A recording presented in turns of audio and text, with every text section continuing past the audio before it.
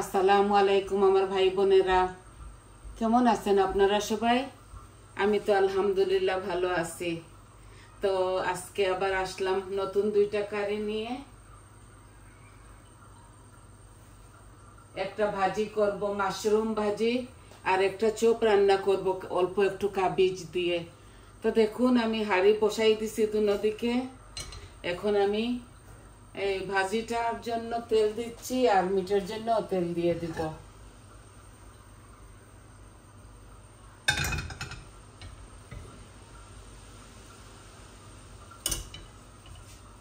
আমি আমার পরিমাণ মতো তেল দিয়ে দিলাম। একদম রেগুলার দুইটা কারি।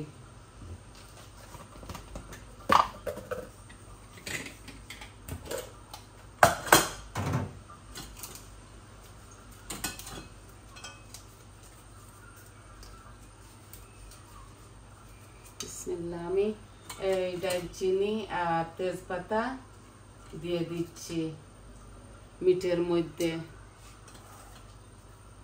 আর একটু মৌরি আর জিরাও দিব।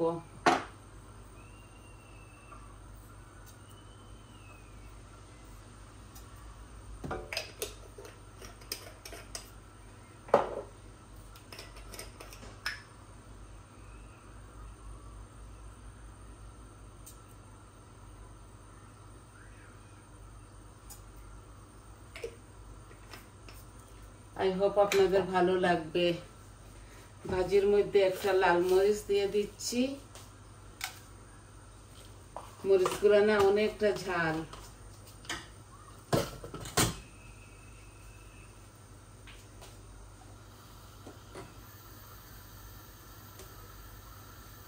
এই যে অনিয়ন আমি দুটোটার মধ্যে দিয়ে দেব ভাগ করে। আমি মিটের মধ্যে একটু বেশি দিব। এই যে বিসমিল্লাহ, মিটের মধ্যে একটু বেশি দিতেছি। এখানে মিডিয়াম সাইজের দুইটা অনিয়ন আছে। বিসমিল্লাহ।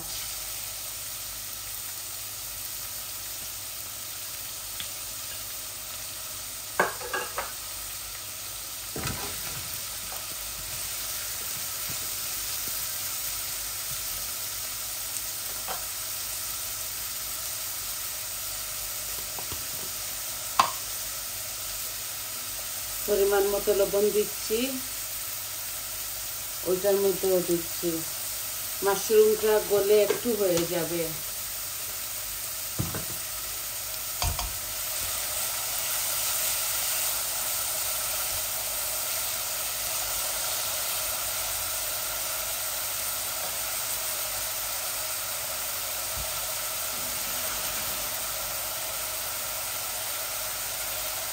এই যে চপ,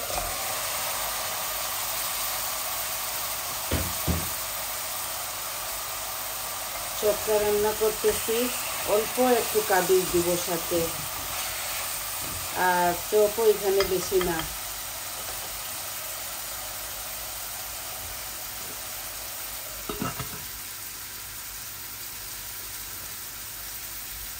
মাশরুমগুলা দিয়ে দিচ্ছি। এখানে এক প্যাকেট মাশরুম আছে।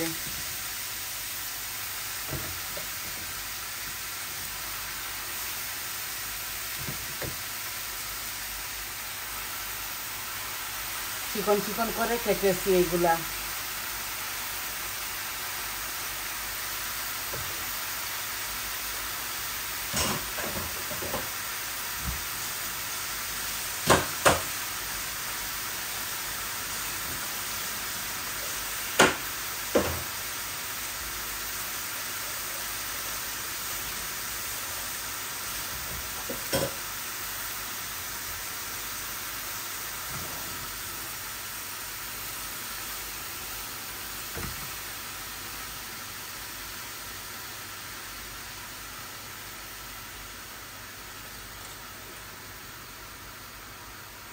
একটু হলুদ দিচ্ছি, অল্প একটু কারি পাউডারও দিচ্ছি, আর অল্প একটু মরিচও দিব, আর একটু ধনিয়া দিব। বাস, এই ভাজির মধ্যে বেশি কিচ্ছু দিতে হয় না। নামাবার সময় ধনেপাতা দিয়ে দিব। আপনারা চাইলে কাঁচামরিচ দিতে পারেন, আমি কাঁচামরিচ দিচ্ছি না। এই যে ভাজাটা হয়ে যাক, একটু ঢেকে রাখবো।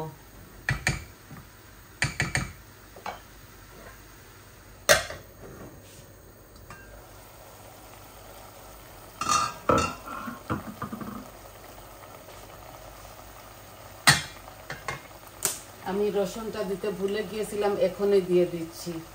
এখানে 5-6 কোয়া রসুন আছে।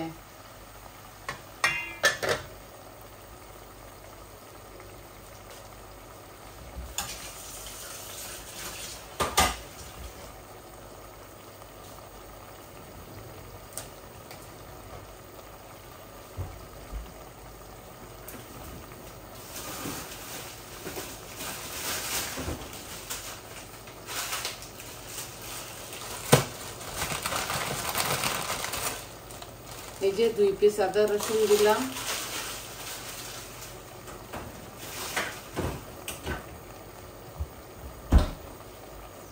এখন আমি কারি পাউডার গুলাও দিয়ে দিব। এই যে হলুদ দিচ্ছি, মরিচ দিলাম, কারি পাউডার দিলাম, জিরা দিলাম আর ধনিয়া। এই পরিমাণ মতো সব কিছু মরিচ মশলা দিয়ে দিয়েছি।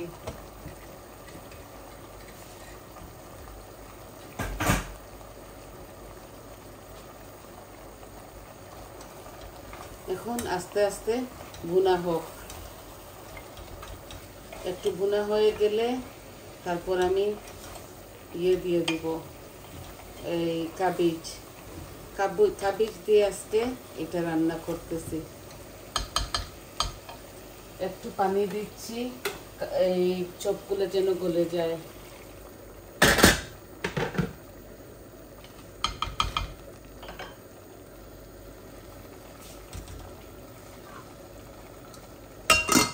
এখানে 7-8 টুকরা চপ আছে, বেশি রাঁধতেছি না। দেখছেন কিভাবে পানি উঠতেছে? এই যে আর ঢাকবো না, এইভাবে এই ভাজিটা করে ফেলবো। এখানে শুধু মাশরুম, 1 প্যাকেট মাশরুম চিকন চিকন করে কেটে ধুয়ে ভাজি করতেছি। এটার সাথে আর কিচ্ছু দিচ্ছি না, শাক নাই তো দিয়ে দিতাম।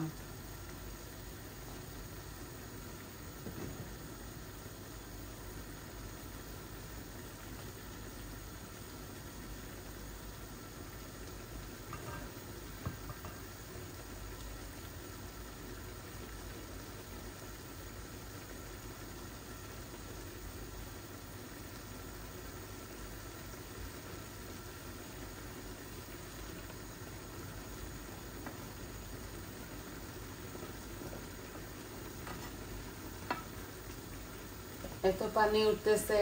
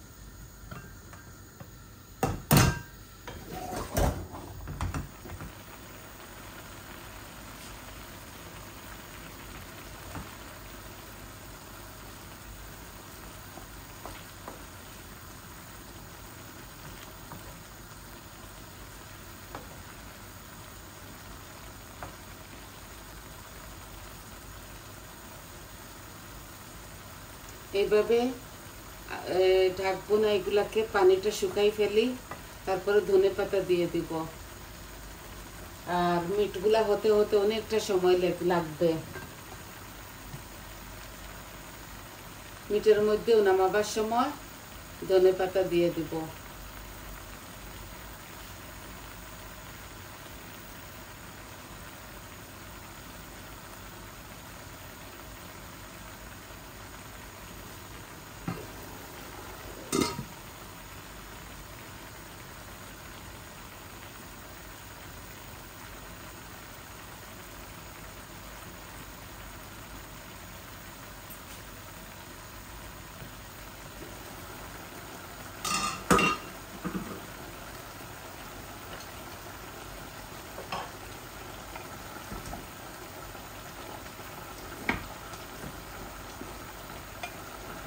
চপগুলো আমি বেশি নাড়বো না, এইভাবে গলে যাবে। অল্প একটু কাবিজ দিচ্ছি।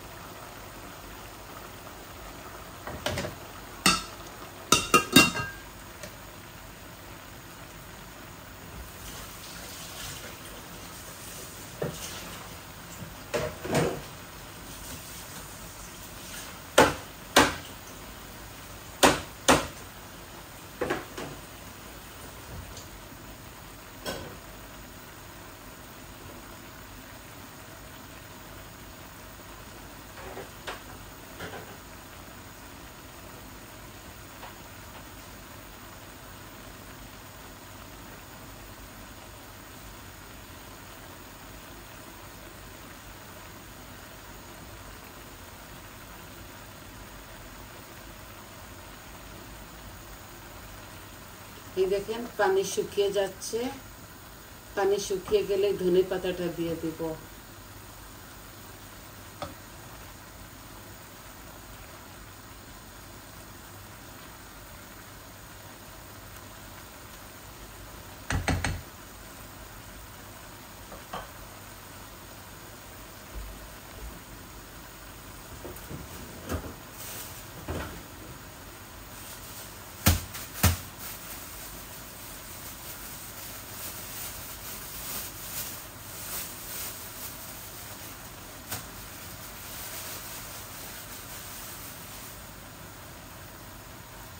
এই যে ধনেপাতা দিয়ে দিলাম।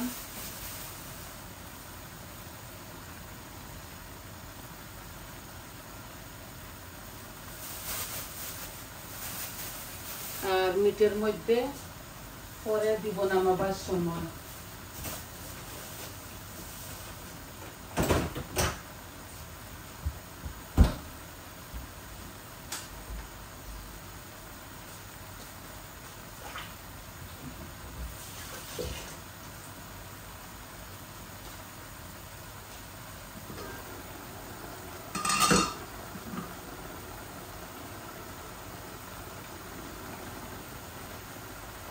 এগুলা শুধু ভুনা ভুনা করবো, এটার সাথে কোনো আমি পানি দেব না। এই চপের পানি চপগুলা গলে যাবে। চপগুলা হতে হতে অনেকটা সময় লেগে যাবে।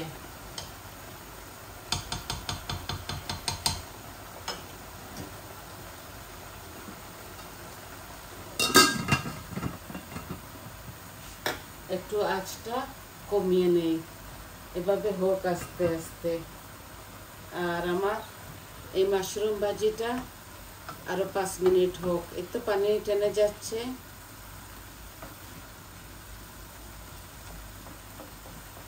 অল্প অল্প করে আমি সব মরিচ মশলা দিয়েছি এটার মধ্যে।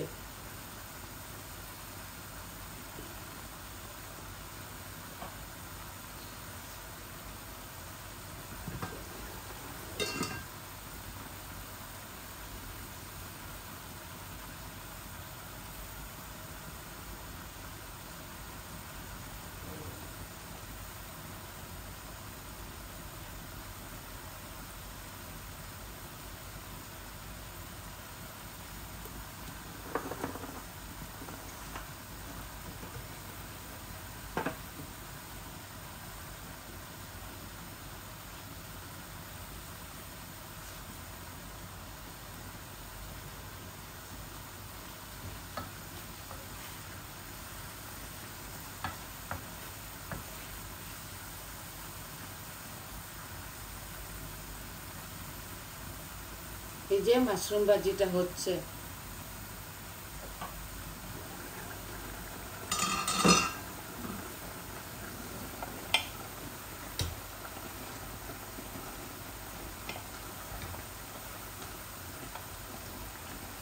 অল্প একটু গরম পানি দিয়ে দেই, নাইলে গলবে না। এগুলো বেশি বড় বড় চপ তো, এই জন্যে।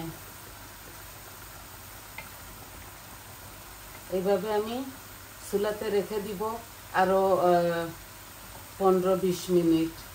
চপগুলা গলতে গলতে সময় লেগে যাবে। খুব সুন্দর হচ্ছে।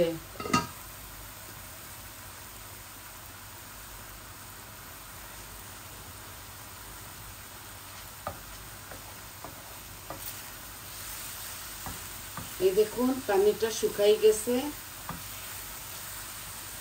দ্যাট মিন্স এটা হয়ে গেছে।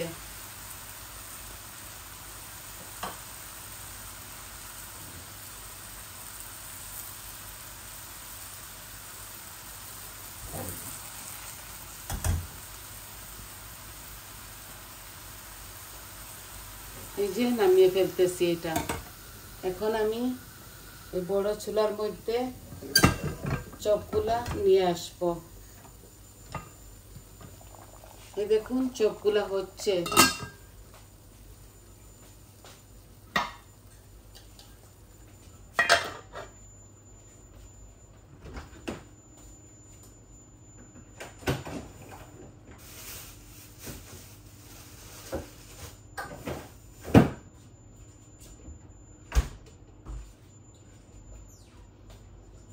একটু টমেটো পিউরিও দিচ্ছি, এই যে বরাবরের মতো।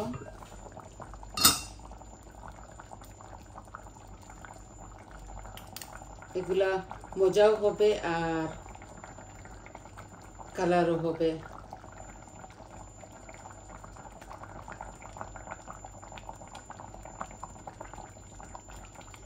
নামাবার সময় ধনেপাতা দিব।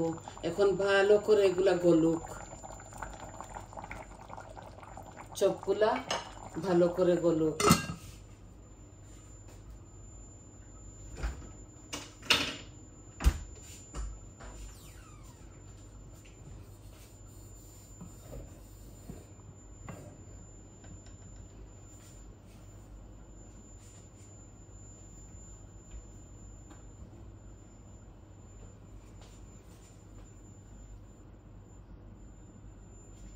তো আজকে এতটুকুই আপনাদেরকে দেখাবার ছিল। এই দেখুন চপগুলা গলুক, গলতে গলতে আরো 10-15 মিনিট লাগবে।